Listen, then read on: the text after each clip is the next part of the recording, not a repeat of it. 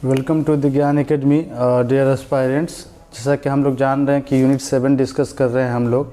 पिछले वीडियो में हमने the dynamic model of learner autonomy का चर्चा किया था। उसी के साथ वो सब यूनिट ए कंप्लीट हो जाता है। अब सब यूनिट बी की तरफ हम जाएंगे। अगर सब यूनिट बी आप अपने स्क्रीन पर देख रहे होंगे, जिसमें असेसमेंट है, उसके meaning, nature and perspective of assessment है। पर्सपेक्टिव ऑफ असेसमेंट में लर्निंग फॉर असेसमेंट है and learning of assessment, assessment of learning है बेसिकली, है ना, जिसको आप दूसरे शब्दों में फॉर्मेटिव असेसमेंट और समेटिव असेसमेंट भी कहते हैं। इसके अलावा टाइप्स ऑफ असेसमेंट है, जिसमें प्लेसमेंट, फॉर्मेटिव, डायग्नोस्टिक, समेटिव है। इसके अलावा relation between objectives and outcome है। और उसके बाद जो ब्लूम्स टैक्सोनॉमी दिए गए हैं, कॉग्निटिव, अफेक्टिव और साइकोमोटर डोमेन, उसका असेसमेंट बेसिकली किस तरीके से होगा, इसके हवाले से हमें देखना है। आइए बिफोर के आगे हम बढ़ें, थोड़ी सी चीज़ें test, measurement, assessment and evaluation के हवाले से समझें, फिर पर्सपेक्टिव ऑफ असेसमेंट की तरफ चलेंगे और फिर टाइप्स ऑफ असेसमेंट की तरफ चलेंगे। देखिए, सबसे पहले तो टेस्ट की बात हम कर लेते हैं। बेसिकली टेस्ट कहते हैं किसको है? बेसिकली टेस्ट हमारा एक टूल है जिसके ज़रिए से हम किसी भी इंडिविजुअल की कैरेक्टरिस्टिक्स को या विशेषता को या एट्रीब्यूट्स को मेजर करते हैं। फॉर एग्जांपल कि आप हमारे इंटेलिजेंस को मेजर करना चाह रहे हैं, तो इंटेलिजेंस को मेजर करने के लिए आप जिस टूल का इस्तेमाल करेंगे, जिस टेक्निक का इस्तेमाल करेंगे, उसको हम लोग टेस्ट कहेंगे। ठीक, अगर आप मुझे अचीवमेंट मेरा टेस्ट करना चाह रहे हैं, अचीवमेंट टेस्ट लेना चाह रहे हैं मेरा, तो अचीवमेंट टेस्ट करने के लिए बेसिकली आप जिस टूल का इस्तेमाल करेंगे, जिस आलात और जिस युक्ति का प्रयोग आप करेंगे, उसको हम लोग टेस्ट कहते हैं। So test is a tool for measuring the characteristics of an individual or attributes. किसी भी इंडिविजुअल या किसी भी व्यक्तित्व के कैरेक्टरिस्टिक्स या विशेषता या गुण या एट्रीब्यूट्स को मेजर करने के लिए जिस टूल का इस्तेमाल किया जाता है, जिस आलात का इस्तेमाल किया जाता है, जिस युक्ति का इस्तेमाल किया जाता है, उसको बेसिकली हम लोग टेस्ट कहते हैं। अब टेस्ट के बाद मेजरमेंट आता है। बेसिकली मेजरमेंट किसको कहेंगे? मेजरमेंट बेसिकली एक प्रोसेस है जिसमें किसी इंडिविजुअल की एट्रीब्यूट्स, गुण, विशेषता को हम न्यूमेरिकल शक्ल देते हैं या न्यूमेरिकल फॉर्म में पेश करते हैं। यानी कि जैसे आपको अगर मेरा अचीवमेंट देखना हो, मेरी इंटेलिजेंस देखनी हो, मेरी क्रिएटिविटी देखनी हो, मेरी पर्सनालिटी देखनी हो, तो आप क्या करेंगे? किसी टेस्ट का इस्तेमाल करेंगे। मतलब कोई टूल लेंगे और टूल लेने के बाद आप मुझे बताएंगे कि मेरा अचीवमेंट 45 है, मेरा अचीवमेंट 55 है, और उसी तरीके से मेरा अचीवमेंट 80 है, मेरा अचीवमेंट 90 है। तो बेसिकली किसी भी इंडिविजुअल की जो एट्रीब्यूट्स है, जो उनकी इंटेलिजेंस है या उनकी जो कैरेक्टरिस्टिक्स है या उनकी जो विशेषता है या उनकी जो औसाफ है या उनकी जो ट्रेट है या उनकी जो वस्फ है, उसको जब हम क्वांटिफाई करते हैं, यानी कि न्यूमेरिकल शक्ल में पेश करते हैं, सिर्फ अंक प्रदान करते हैं, सिर्फ सांख्यिकी रूप अगर हम देते हैं, तो उसको हम लोग मेजरमेंट कहते हैं। So measurement is a process of quantifying the degree to which someone or something possess a given trait, that is quality, characteristics or feature. किसी इंडिविजुअल की क्वालिटी, कैरेक्टरिस्टिक्स और फीचर्स को बेसिकली अगर हम क्वांटिफाई करते हैं, अंक प्रदान करते हैं, नंबर प्रदान करते हैं, सांख्यिकी रूप अगर हम देते हैं, तो उसको हम लोग मेजरमेंट कहते हैं। यानी कि measurement is a process of assigning number to individual or their characteristics according to a specific rule. किसी विशेष रूल के तहत, किसी विशेष कानून के तहत, किसी विशेष प्रोसीजर्स के थ्रू अगर हम किसी इंडिविजुअल की कैरेक्टरिस्टिक्स को नंबर असाइन करते हैं, क्वांटिफाई करते हैं, सांख्यिकी रूप देते हैं, अंक प्रदान करते हैं, अददी शुमारियात पेश करते हैं, तो उसको हम लोग मेजरमेंट कहते हैं। जैसा कि हमने कहा कि आप इंटेलिजेंस को आपने मेजर किया, 45 आपने पाया, ये हमारा क्या है? मेजरमेंट है। उसी तरीके से आपने मेरी अचीवमेंट देखी, 60 पाया आपने, ये 60 नंबर आपने असाइन किया हमारे अचीवमेंट को, ये हमारा बेसिकली मेजरमेंट है। सो measurement is a process of assigning the number of a individual, है ना, किसी भी इंडिविजुअल की जो कैरेक्टरिस्टिक्स है, विशेषता है, गुण है, अगर उसको हम नंबर असाइन करते हैं, तो वो बेसिकली मेजरमेंट कहलाता है ना। अब इसके बाद आप बात करें असेसमेंट की, तो असेसमेंट एक सिस्टमेटिक प्रोसीजर्स है जिसके थ्रू हम किसी इंडिविजुअल की एट्रीब्यूट्स और गुण को ना सिर्फ क्वांटिफाई करते हैं बल्कि जजमेंट भी लेते हैं, किसी से कंपेयर भी करते हैं। कोई जजमेंट क्राइटेरिया है, जजमेंट वैल्यू है, उससे हम उससे हम कंपेयर करने की भी कोशिश करते हैं। तो असेसमेंट में बेसिकली क्या करते हैं कि नंबर असाइन करने के साथ साथ उसका जजमेंट लेते हैं। असेसमेंट में आमतौर पे हमारे पास एक क्राइटेरिया होता है, दूसरा हमारा परफॉर्मेंस होता है। तो हमारे उस परफॉर्मेंस को हमारे उस क्राइटेरिया से जज किया जाता है, मिलाया जाता है, हमारे परफॉर्मेंस जांचे जाते हैं, देखे जाते हैं। और इसके बेसिस पे हम कुछ ना कुछ इन्फ्रेंसेस कायम करते हैं, है ना। इसके बेसिस पे हम कुछ ना कुछ इन्फ्रेंसेस कायम करते हैं। तो कहने का मतलब है कि असेसमेंट बेसिकली एक प्रोसेस है जिसमें किसी एक इंडिविजुअल की एट्रीब्यूट्स को ना सिर्फ मेजर किया जाता है, यानी क्वांटिफाई और न्यूमेरिकल शक्ल पेश की जाते हैं, बल्कि किसी क्राइटेरियन वैल्यू से, किसी जजमेंट वैल्यू से उसको कंपेयर भी किया जाता है, उसको मैच भी कराए जाते हैं और उसके बाद जजमेंट लिया जाता है। So assessment is referred to as a process of collecting evidence and making judgement relating to outcome. For example के आप 10th क्लास हम लेते हैं। 10th क्लास में आप 10th क्लास के स्टूडेंट हैं, आपको कुछ ऑब्जेक्टिव दिए गए हैं, आपको जो लेसन पढ़ाया गया है उसके ऑब्जेक्टिव्स हैं। अब हम असेसमेंट करेंगे आपका, जब लेसन की डिलीवरी हो जाएगी तो हम आपका असेसमेंट करेंगे कि बेसिकली आपने वो असेसमेंट वो जो खातिर ख्वाह कामयाबी आपने हासिल की या नहीं की। तो अब इसके लिए हमें क्या करना पड़ेगा?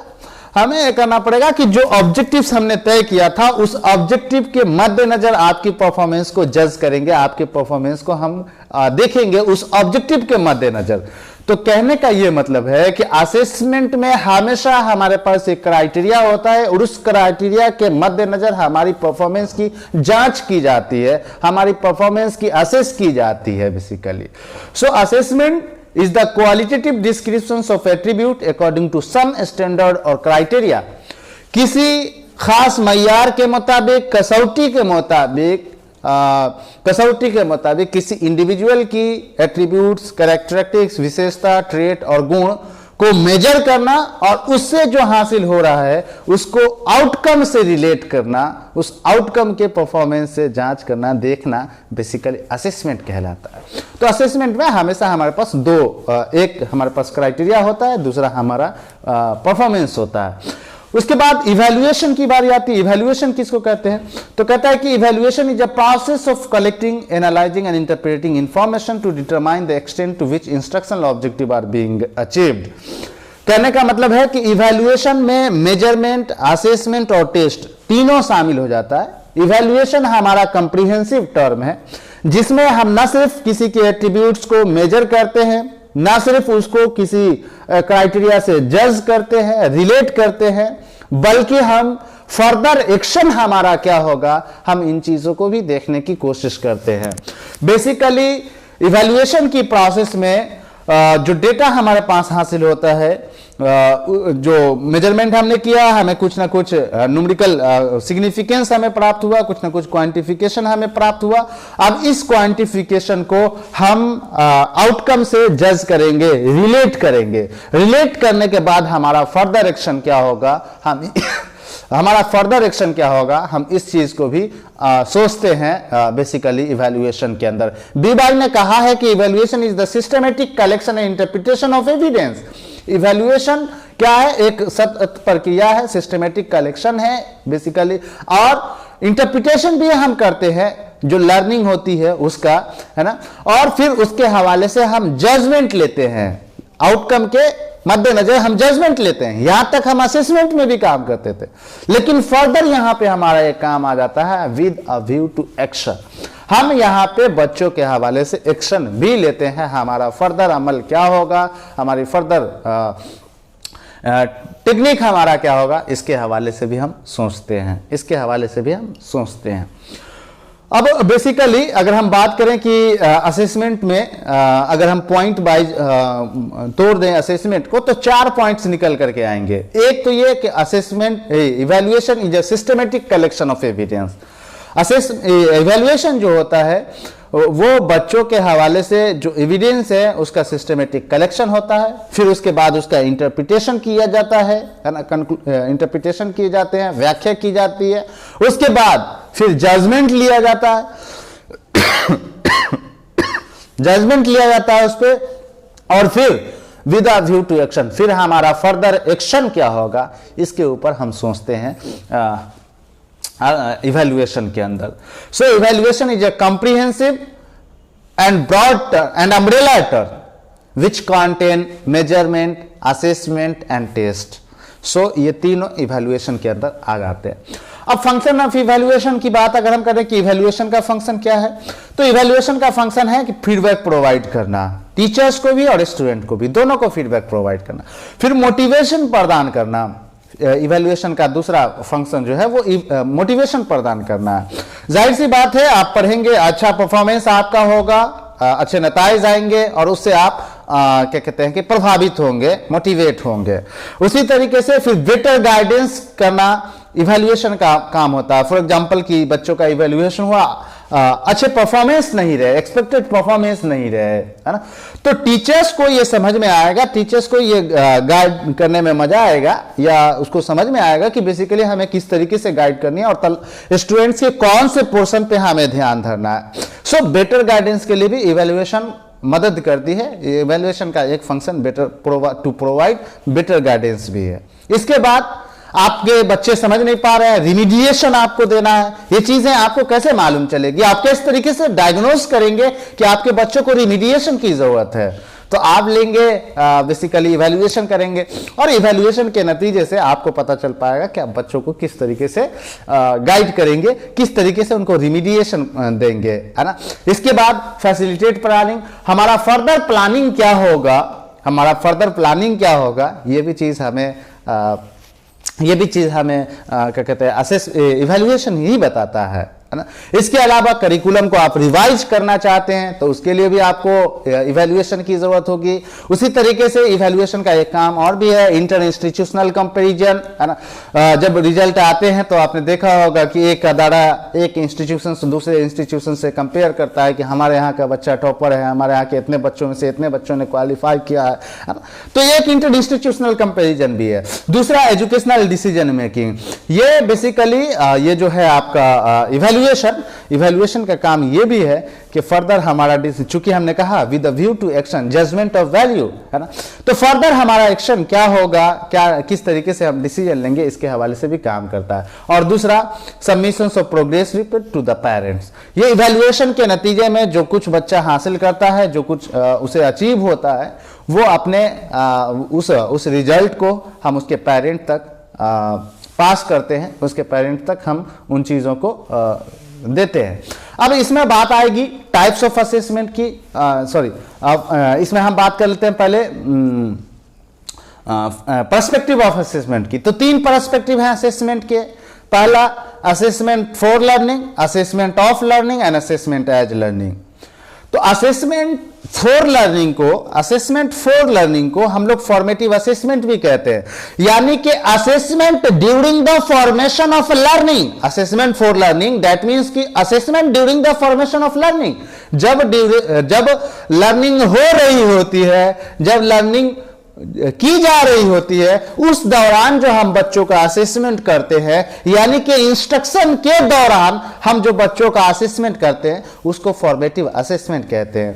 सो फॉर्मेटिव असेसमेंट ड्यूरिंग इंस्ट्रक्शन होता है, बीच बीच में होता रहता है, जब टीचर्स पढ़ा रहा होता है तो उस दौरान वो फॉर्मेटिव असेसमेट करता रहता है। फॉर एग्जांपल कुछ सवाल पूछ लेता है कि बच्चे समझ पा रहे हैं या नहीं समझ पा रहे, एग्जाम्पल पूछ लिए जाते हैं, है ना, कुछ उसको वर्कशीट दे दिए जाते हैं, क्लास के खत्म होने के बाद जो है कि चंद सवालात पूछ लिए जाते हैं। तो ये हमारा फॉर्मेटिव असेसमेंट है। फॉर्मेटिव असेसमेंट में इंटरनल टेस्ट को आमतौर पे हम शामिल करते हैं, है ना। तो formative assessment that mean assessment during the formation of learning, जब लर्निंग हो रही होती है, जब लर्निंग का फॉर्मेशन हो रहा होता है, उस दौरान अगर हम बच्चों का असेसमेंट करते हैं तो उसको हम लोग assessment during the formation of learning कहते हैं। दूसरे शब्दों में हम इसको फॉर्मेटिव असेसमेंट कहते हैं। इसमें टेस्ट है, क्यूज है, प्रेजेंटेशन है बच्चों का, है ना, एग्जाम्पलीफाइंग है, क्लासीफाइंग है, ये तमाम चीज हम बच्चों से करा करके उसके परफॉर्मेंस को हम जज कर लेते हैं। इसके अलावा असेसमेंट ऑफ लर्निंग है, नाम समझिए, इसको समेटिव असेसमेंट भी कहते हैं। समेटिव असेसमेंट यानी कि सबमिट करने वाला असेसमेंट है। जब आपकी लर्निंग पूरी हो जाती है, जब आपका कोर्स कंप्लीट हो जाता है, जब आपके ईयर कंप्लीट हो जाते हैं, सेमेस्टर कंप्लीट हो जाते हैं, तब जो असेसमेंट किया जाता है उसको समेटिव असेसमेंट कहा जाता है। यानी कि ऐसा असेसमेंट जो सबमिट करता हो, सबमिट करने वाला असेसमेंट बेसिकली समेटिव असेसमेंट कहलाता है, जिसको असेसमेंट ऑफ लर्निंग भी कहते हैं। लर्निंग का असेसमेंट, तो लर्निंग का असेसमेंट कब होगा? लर्निंग हो जाएगी तब तो लर्निंग का असेसमेंट होगा, क्योंकि फॉर्मेटिव असेसमेंट में लर्निंग के लिए असेसमेंट था, इसलिए हम ड्यूरिंग कर रहे थे। बट यहां पे लर्निंग का असेसमेंट है, दैट मींस असेसमेंट हो गया है, उसके बाद हम लर्निंग कर रहे हैं। तो समेटिव असेसमेंट या असेसमेंट ऑफ लर्निंग, जब लर्निंग हो जाती है, लर्निंग कंप्लीट हो जाती है, तब हम इस तरीके का असेसमेंट करते हैं। आपको आमतौर पे ईयरली एग्जाम, सेमेस्टर एग्जाम, और एक चीज मैं बता देता हूं वेरी क्लियरली, वो आप ध्यान में रखिएगा कि फॉर्मेटिव असेसमेंट और समेटिव असेसमेंट में समटाइम्स कंफ्यूजन हो जाएगा कि ड्यूरेशन को लेकर के। देखिए, ड्यूरेशन का कोई बाध्यता नहीं है, कोई बाध्यता नहीं।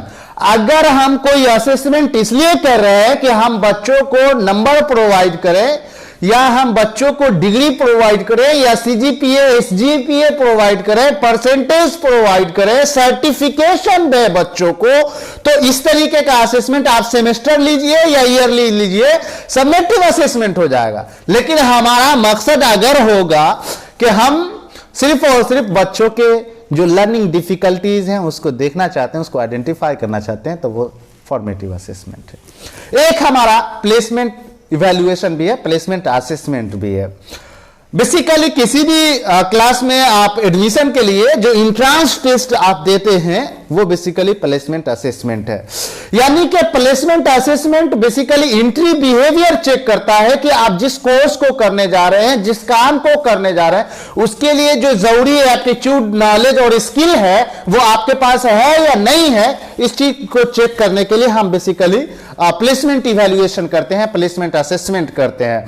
जैसे आप लोग को याद होगा, आपने बीएड किया होगा, एमएड किया होगा, तो उसके लिए एंट्रांस आपको देना हुआ होगा। तो एंट्रांस जो आपने दिया था वो प्लेसमेंट असेसमेंट है। सो प्लेसमेंट असेसमेंट बिफोर इंस्ट्रक्शन किया जाता है, बिफोर इंस्ट्रक्शन किया जाता है। क्लासरूम में दाखिले से पहले, एडमिशन से पहले आपका जो असेसमेंट किया जाता है वो प्लेसमेंट असेसमेंट है। Placement assessment entry behaviour check करता है। हमारा प्लेसमेंट असेसमेंट का हमारा मकसद ये होता है कि जिस क्लास में, जिस दर्जे में या जिस प्रोफेशन में आप जा रहे हैं, उस प्रोफेशन के लिए जो जरूरी और नेसेसरी नॉलेज, स्किल, एप्टीट्यूड और एटीट्यूड की जरूरत है वो आपके पास है या नहीं है। इस चीज को चेक करने के लिए हम प्लेसमेंट असेसमेंट करते हैं। सो प्लेसमेंट असेसमेंट बिफोर इंस्ट्रक्शन दिए जाते हैं। एक आपका डायग्नोस्टिक असेसमेंट है, डायग्नोस्टिक असेसमेंट जो कि फॉर्मेटिव असेसमेंट का ही पार्ट है। डायग्नोस्टिक असेसमेंट फॉर्मेटिव असेसमेंट का ही पार्ट है, जिसका मतलब बच्चों की लर्निंग डिफिकल्टी को आइडेंटिफाई करना होता है। हालांकि मैंने पहले ही कहा फॉर्मेटिव असेसमेंट का ही पार्ट है, लेकिन स्पेशली डायग्नोस्टिक इवैल्यूएशन या असेसमेंट का जो फंक्शन है वो बच्चों की लर्निंग डिफिकल्टी को आइडेंटिफाई करना है, बच्चों की लर्निंग डिफिकल्टी को पता करना है, जानना है बेसिकली। तो जब आप ये इस तरीके का इवैल्यूएशन करते हैं कि क्लासरूम में आपने जो पढ़ाया वो आपके बच्चों को समझ में आई या नहीं आई, इन चीजों को जांचने के लिए, देखने के लिए जो आप असेस करते हैं उसको हम लोग डायग्नोस्टिक इवैल्यूएशन कहते हैं। अब फाइनली मैं कंक्लूड कर देता हूं आपसे कि कब कौन सा, देखिए अगर हम ड्यूरिंग इंस्ट्रक्शन की अगर हम बात करेंगे तो फॉर्मेटिव असेसमेंट भी आएगा, जिसका मतलब होगा लर्निंग को बढ़ावा देना या क्या कहते हैं कि टीचिंग लर्निंग की प्रोसेस में आपको मास्टरी प्रोवाइड करना, फीडबैक प्रोवाइड करना, है ना। और डायग्नोस्टिक इवैल्यूएशन, ये भी इंस्ट्रक्शन के समय ही दिया जाएगा, चूंकि हमने कहा कि फॉर्मेटिव इवैल्यूएशन का पार्ट है। और इसका मतलब ये है, इस तरीके का असेसमेंट हम इसलिए करते हैं कि बच्चों की जो लर्निंग डिफिकल्टीज हैं उनको आइडेंटिफाई किए जाए और उनको दूर किए जाए, ताकि मास्टरी कर सके, बच्चा बेहतर तरीके से सीख सके। और हम समेटिव इवैल्यूएशन की बात कर लेते हैं, असेसमेंट की बात कर लेते हैं। तो हमने कहा टू सर्टिफाई द लर्नर, जब लर्नर को हमें सर्टिफाई करना होता है, डिग्री प्रोवाइड करनी होती है, उसको परसेंटेज, सीजीपी और एसजीपीए प्रोवाइड करना होता है, ग्रेड प्रोवाइड करना होता है, तब हम समेटिव इवैल्यूएशन करते हैं। यानी कि समेटिव इवैल्यूएशन को ग्रेडिंग के लिए बच्चों को जब हमें ग्रेड प्रोवाइड करना हो तो हम समेटिव इवैल्यूएशन करते हैं। और फिर बिफोर इंस्ट्रक्शन, हमने कहा बिफोर इंस्ट्रक्शन प्लेसमेंट इवैल्यूएशन है। उसी तरीके से यूकेजी एलकेजी में अगर दाखला हो तो उससे पहले एक एंट्रेंस टेस्ट हो जाए कि यूकेजी और एलकेजी में जाने के लिए बच्चों के पास जरूरी नॉलेज, स्किल, एप्टीट्यूड वगैरह है या नहीं है। तो बिफोर इंस्ट्रक्शन, एडमिशन से पूर्व हमारा जो इंट्रांस टेस्ट होता है, या इस चीज को देखने की कोशिश की जाती है कि हमारे पास वो एबिलिटी या है या नहीं है जो मुझे मदद करेगी उस क्लास में। तो इन चीज़ों को देखने के लिए हम बेसिकली प्लेसमेंट असेसमेंट करते हैं। आज के लिए बस इतना ही, बहुत बहुत धन्यवाद।